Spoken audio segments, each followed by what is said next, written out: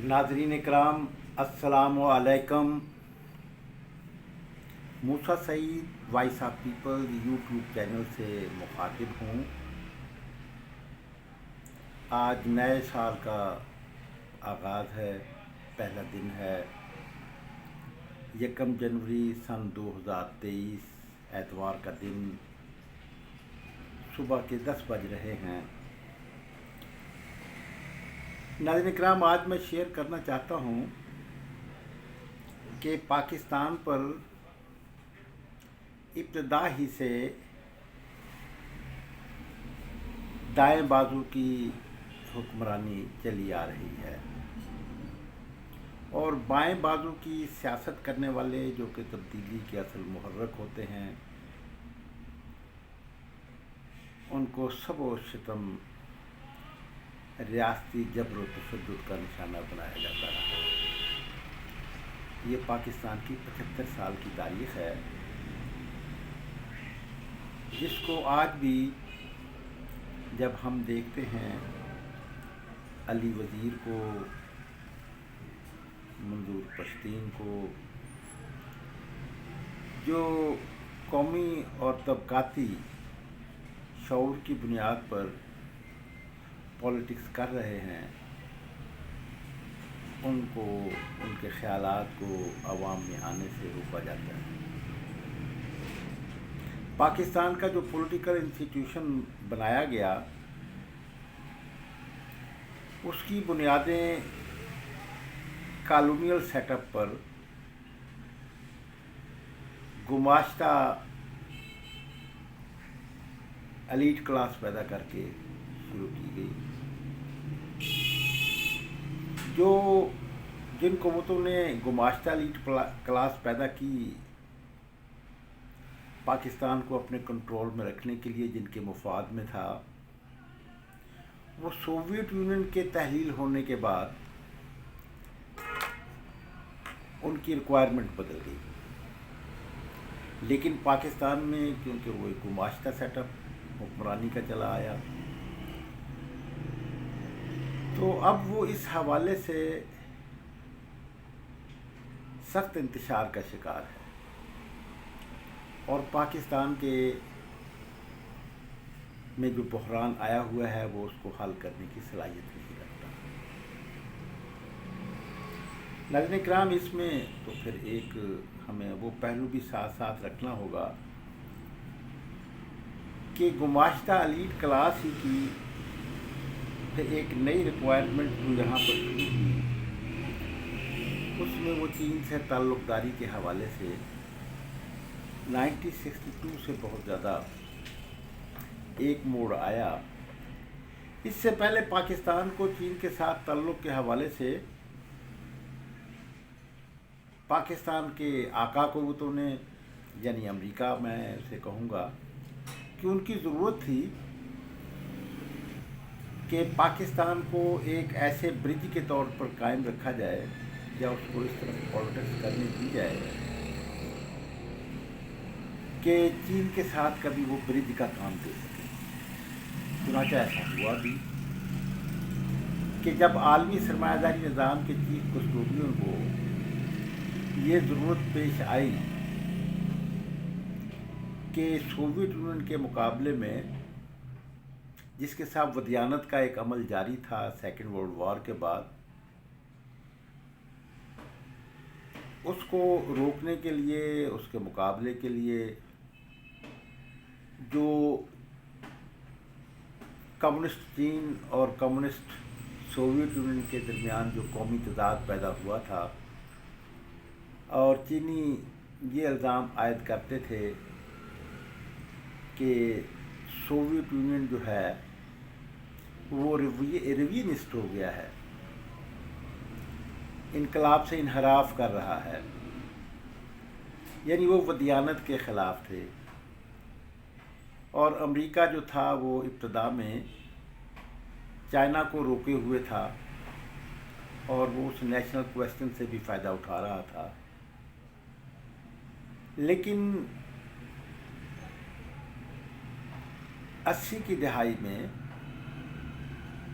और 81 के शुरू में دہائی میں یہ محسوس کیا گیا کہ سوویت یونین کے مقابلے میں چین کے ساتھ تعلقات استوار کیے جائیں، اور اس میں پھر یہ بات بھی ہو گئی تھی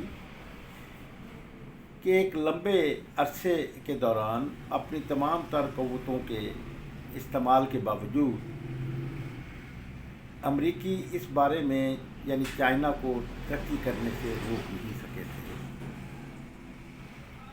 تو اب ان کے ہاں بھی ایک خیال یا ضرورت پیدا ہو گئی، تقویت پا گئی کہ چین کی مارکیٹ کو حاصل کیا جائے، سستی لیبر کو حاصل کیا جائے، اور پھر اس سے زیادہ یہ کہ چین جو کہ ایٹمی طاقت پہلے ہی بن چکا تھا اور ترقی کے راستے پر کمیونسٹ فریم ورک میں آگے ہی آگے بڑھتا جا رہا تھا، تو اس کے ساتھ دوستی کا ایک عمل شروع کیا گیا، اور اس عمل کے حوالے سے پاکستان میں ان دنوں Agha Muhammad Yahya Khan chief marshal administrator امریکی پروگرام کے مطابق موجود تھے۔ چنانچہ ان سے یہ خدمت انجام دی گئی کہ انہوں نے چین کے ساتھ رابطہ قائم کروانے میں اپنا کردار ادا کیا۔ تو ناظرین اکرام، وہ ایک دنیا میں ایک نیا فیز تھا۔ اس کے بعد پھر افغانستان ایشو آ گیا، سوشلسٹ انقلاب۔ وہ کوئی عوامی قوت سے تو نہیں لایا گیا تھا، عوامی قوت سے لائے جاتے تو اس کا فیوچر کچھ اور ہوتا، کیونکہ وہ فوج کے اندر سے ایک گروپ اٹھا، وہ کو لے آیا، سردار داؤد کو قتل کر دیا گیا، اور جیل سے ایک کمیونسٹ پارٹی کے سربراہ کو، جو صحافی بھی تھے، نور محمد ترکئی، اور حفیظ الامین کو، جو ایلیٹ کلاس سے تعلق رکھتے تھے لیکن سوشلسٹ سیاستدان ہونے کا کلیم کرتے تھے، بلکہ بعد میں یہ ثابت بھی ہوا کہ وہ امریکی CIA کے لہزان میں تھے۔ ان کے آپس کے اشتراک سے ان کو اس انقلاب کو چلانے کی کوشش کی گئی، جسے پاکستان میں امریکی مرضی کے مطابق مارشل لا لگانے والے جنرل ضیاء الحق میں بھی یہ خواہش موجود تھی کہ امریکی ان کی موجودگی کو، ذوالفقار علی بھٹو کو پھانسی دلوا چکے تھے، کہ اسے اب بدل کر کوئی ڈیموکریٹک سیٹ اپ لایا جائے، کہ اس دوران ایک MRD کو حرکت میں لایا گیا، ایک اتحاد بنا کر۔ تو ایک نئے جنرل کے لانے کا پروگرام تھا، جو ان دنوں chairman joint chief of staff committee تھے، جنرل اقبال، کہ ابھی یہ تحریک چلی نہیں تھی، اور امریکی پروگرام جو تھا وہ replace of the general Zia کہ نیا جنرل لایا جائے اور اس کے ذریعے سے الیکشن کروایا جائیں اور پاکستان میں ڈیموکریٹک سیٹ اپ اسٹارٹ کروایا جائے، اور سوشلسٹ انقلاب افغانستان کو روکنے کے لیے انتظامات کیے جائیں۔ تو ایسی صورت میں ناظرین کرام، میں بریف کرتا چلوں کہ ابھی MRD کی موومنٹ اپنے ابتدائی اس میں تھی کہ ہائی جیکنگ کا واقعہ ہو گیا۔ اگر یہ اب میں ٹائمنگ کی بات پولیٹکس میں کرنے جا رہا ہوں اپنے انالیسس کے مطابق، جس سے آپ اختلاف کر سکتے ہیں، کہ ٹائمنگ کے حوالے سے ابھی MRD کی موومنٹ انتہائی ابتدائی سٹیج پہ تھی کہ ہائی جیکنگ کا واقعہ ہو گیا۔ میرے نزدیک اگر ہائی جیکنگ کا واقعہ تحریک چلنے کے بعد جب وہ مومنٹم پکڑ جاتی پھر ہوتا تو وہ ایم آر ڈی کو کی تحریک کو سپورٹ کرنے میں معاون یا مددگار ثابت ہوتا. لیکن کیونکہ وہ ابھی موومنٹ چلی نہیں تھی، لیکن پھر بھی ایک چانس موجود تھا. وہ یہ تھا کہ ایک ہفتہ بھر ہائی جیکرز اور جنرل ضیاء الحق جو چیف مارشل ایڈمنسٹریٹر تھے، وہ ایک دو بدو تھے. وہ اپنے آدمی رہا کروانا چاہتے تھے 53 یا 52، اور ادھر یہ اس جانب آ نہیں رہے تھے. تو وہ ایک اس طرح کی بات تھی جیسے کہ ہائی جیکر نے اور جنرل ضیاء الحق نے ایک دوسرے کے گریبان پکڑے ہوں اور پاکستان بھر کے عوام اس تماشے کو دیکھ رہے ہیں. ناظرین کرام، میں آئی وٹنس ہوں، تو میں نے یہ دیکھا کہ 1965 کی وار کے بعد پہلی بار لوگوں کو BBC اور ریڈیو کابل سنتے ہوئے دیکھا. جمگھٹوں کی صورت میں شاہراہیں بھر جاتی تھی، سڑکیں رک جاتی تھیں، بازار بند ہو جاتے تھے اور لوگوں کی توجہ کا مرکز وہ تھی. اب اس میں ہائی جیکر سے غلطی کیا ہوئی؟ ایک تو ٹائمنگ کی بات کہ ٹائمنگ درست نہیں تھی، دوسری یہ کہ ڈیمانڈ درست نہیں تھی. ڈیمانڈ جو تھیں وہ، ناظرین کرام میں ایک بات کہنا چاہوں گا کہ اگر ڈیمانڈس یہ ہوتی جس کے لیے میں نے ایک سیاسی کارکن کی حیثیت سے، وہ یہ تھا کہ ہائی جیکنگ کے واقعے کے بعد فوراً ہی جنرل ضیاء الحق کی حکومت نے سویپ آپریشن شروع کر دیا تھا کہ لیفٹ کے تمام کارکنوں کو، ایم آر ڈی کے ایکٹیوسٹوں کو اس کو روکنے کے لیے بڑے پیمانے پر گرفتاریاں شروع کر دی تھیں. اور پہلی بار یہ پالیسی اختیار کی گئی کہ لیفٹ کے کارکنوں کو ایک انٹروگیشن کے عمل میں طویل عرصہ تک گزارا جائے. تو میں نے اس زمانے میں میں سمجھتا تھا کہ یہ ڈیمانڈ جو ہیں جو کی جا رہی ہیں ہائی جیکرز کی طرف سے، جنہیں لیڈ ذوالفقار علی بھٹو کے دونوں بیٹے کر رہے تھے، میر مرتضیٰ بھٹو اور شاہ نواز بھٹو. تو ایم آر ڈی نے جو یرغمال بنائے گئے، جو مسافر تھے ان کی رہائی کے لیے پاکستان میں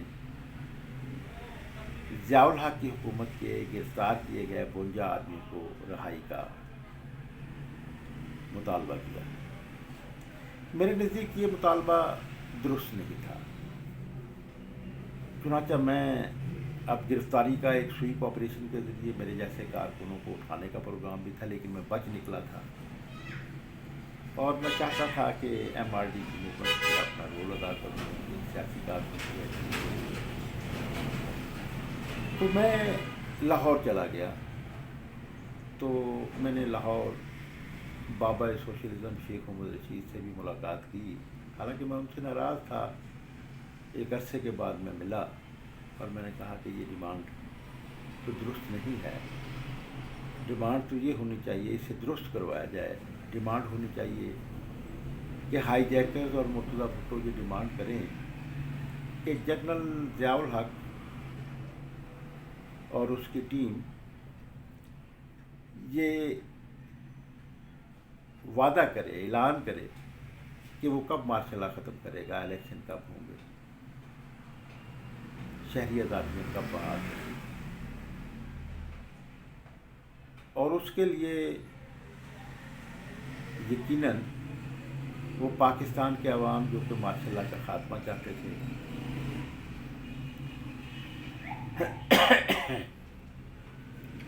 تو وہ یقیناً اٹریکٹ ہوتے کہ یہ ہماری آزادی کی لڑائی لڑ رہے ہیں. تو اس میں یہ سمجھتا ہوں کہ وہ امریکی جو کہ پہلے سے ایک پروگرام بھی رکھتے تھے، جو کہ اب ہائی جیک کی وجہ سے خوفزدہ ہو گئے تھے، اور انہوں نے اپنے اس پروگرام کو ملتوی کیا اور ایم آر ڈی کی جو سپورٹ کی جا رہی تھی اس سے دستکش ہو گئے تو جنرل ضیاء الحق کی حکومت کو موقع دیا۔ تو اگر یہ ڈیمانڈ ہوتی اور ساتھ ہی ہائی جیکرز یہ بھی کہتے کہ پاکستان کے عوام کو آزاد کروانے کے لیے اقوام متحدہ ضمانت دے جنرل ضیاء الحق کے اعلان کی، یا امریکہ ہو گیا، تو یقیناً میں یہ سمجھتا ہوں کہ امریکیوں کو ایک راستہ مل جاتا۔ امریکی جو تھے وہ تو خود پریشان تھے کہ یہ شاید کوئی رشین موومنٹ ہے، تو اس حوالے سے لیکن اب وہ ہائی جیکرز نے یہ نہیں سوچا کہ وہ 52 آدمیوں کو تو ریلیز کروا لیں گے، لیکن اس کے بعد جو 52,000 آدمی یا 5200 آدمی لیفٹ کے لوگ جو گرفتار کیے جائیں گے تو اس کا کیا تدارک ہوگا۔ تو یقیناً اگر وہ ڈیمانڈ یہ کرتے جیسا کہ میں نے بتایا کہ پاکستان میں مارشل لاء کے خاتمے کی بات کرتے اور الیکشن کی بات کرتے، تو اس حوالے سے وہ پاکستان کی ڈیموکریٹک فورسز کو، پاکستان کی بار ایسوسی ایشنز کو، وکلاء کی اس کو جو کوئی ہراول دستے کا درجہ رکھتے ہیں، اسٹوڈنٹس، یہ سب لوگ موٹیویٹ ہو جاتے، باہر نکل آتے ہیں۔ اس طرح اندرونی دباؤ، امریکہ کی ضرورتیں، امریکہ کا پروگرام، تو یہ سب مل کر جنرل ضیاء الحق کی چھٹی کرائی جا سکتی تھی اور یہاں پر امریکی ضرورتوں کے مطابق ایک ڈیموکریسی کا ایک نیا سیٹ اپ شروع ہو جاتا۔ لیکن یہ ایک بنیادی غلطی ہو گئی جس سے کہ امریکیوں نے اپنا وہ پروگرام بدل کر جنرل ضیاء الحق کو کنٹینیو کرنا شروع کیا، اور جنرل ضیاء الحق جو تھے وہ اپنے طور پر سوشلسٹ انقلاب کو ختم کروانے کے لیے ایک جہاد بھی شروع کروائے ہوئے تھے پاکستان کی اندرونی وسائل کے ساتھ، پاکستان کے اپنے امریکہ کی طرف سے کوئی امداد۔ جیمی کارٹر نے امداد کا ایک وہ کی تھی جسے کہ جنرل ضیاء الحق نے امداد چیک کر دیا تھا۔ تو ناظرین کرام، یہ ایک غلطی ہوئی کہ پراپر ٹائم پر ہائی جیکنگ نہیں تھی، پھر وہ ان کی ڈیمانڈ بھی تھی، اگر ڈیمانڈ کچھ کرا دی جاتی تو میں نے بابا صوفی شیخ محمد رشید سے یہ سمجھتے ہوئے کہ وہ وفاقی وزیر رہ چکے ہیں بھٹو کابینہ میں اور سوشلسٹ برانڈڈ ہیں، تو ان کے یقیناً کوئی رابطے بھی ہوں گے، تو میں نے دیکھا کہ وہ تو میری طرح بے بس، ورنہ یہ بات پہنچائی جا سکتی تھی بڑی آسانی سے میڈیا کے ذریعے، پاکستانی میڈیا کے نہیں لیکن جو فورن میڈیا یا کسی اور ذریعے سے، یعنی وہ ہائی جیکرز کا یہاں کے اندرونی حلقوں سے کوئی تعلق نہیں تھا، سیاسی حلقوں سے، تو اس طرح وہ ایک ایڈونچر ثابت ہوا جس نے کہ جنرل ضیاء الحق کو کہ اقتدار کو نئی زندگی دے دی، اور امریکیوں نے ضروری سمجھا کہ جنرل ضیاء الحق کو برقرار رکھا جائے۔ ناظرین کرام، میں تاریخ کے چیپٹرز آپ کے سامنے پیش کرتا رہوں گا۔ میں سوچ رہا تھا کہ اس کو کہاں سے شروع کیا جائے۔ ایک تو اس کی ابتدا اگر کی جائے تو پیپل پارٹی کے قیام سے کی جائے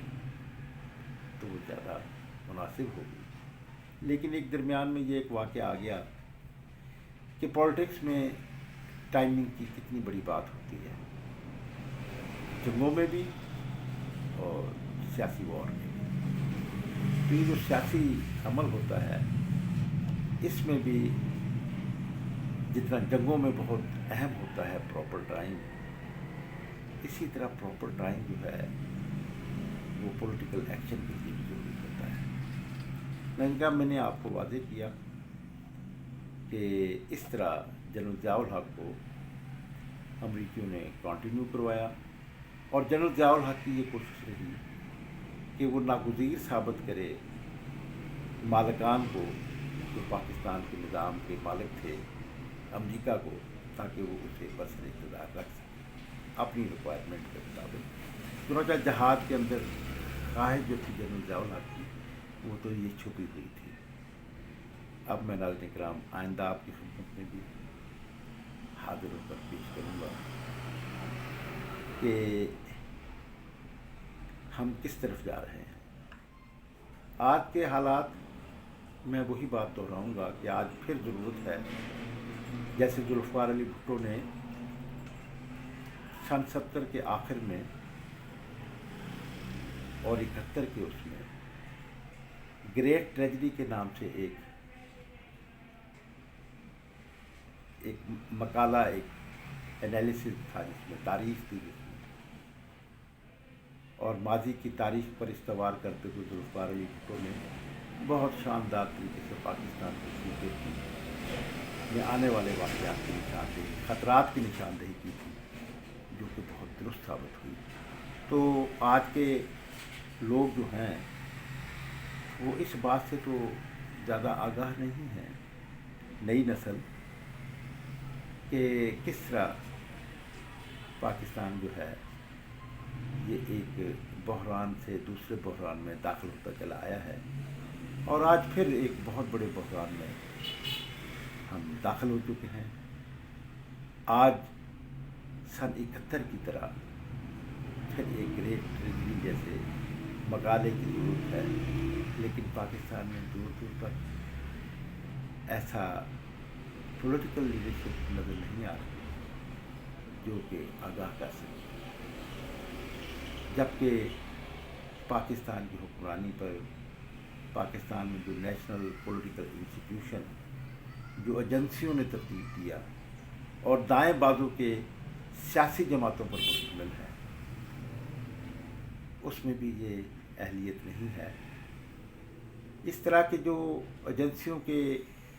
بنائے ہوئے بیبیز، پولیٹیکل بیبیز ہوتے ہیں یا پولیٹیکل آرگنائزیشنز ہوتی ہیں، وہ ان کی گروتھ کیونکہ ہے مصنوعی طریقے سے ہوئی ہوتی ہے، تو آج بھی وہی صورتحال ہے کہ ایک طرف عمران خان صاحب ہیں، تو دوسری طرف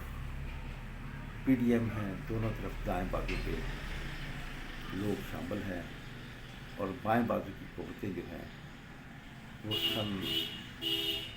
70-71 سے بھی زیادہ کمزور صورت میں موجود ہیں۔ کاش جب 70-71 کا بحران تھا،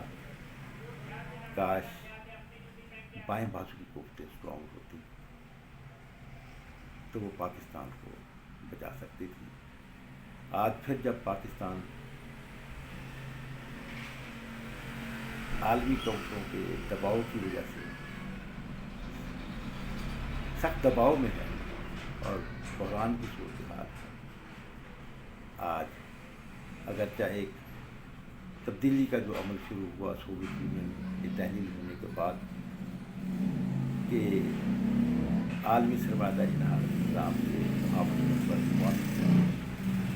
امریکہ کی قوانین بدل گئی ہیں، تو اس میں اگرچہ ہمیں چین کی سی پیک کے حوالے سے پاکستان کو محفوظ بنانے والی کچھ قوت تو فراہم ہے، میں یہ سمجھتا ہوں کہ یہ عمران خان کی تبدیلی اس میں ایک بڑی بنیادی وجہ یہی تھی، لیکن وہ عمران خان صاحب کوالیفائی نہیں کر سکے۔ کیوں نہیں کر سکے کوالیفائی؟ اب عمران خان صاحب تو کہتے ہیں کہ مجھے کام نہیں کرنے دیا گیا۔ میں یہ کہتا ہوں کہ وہ کام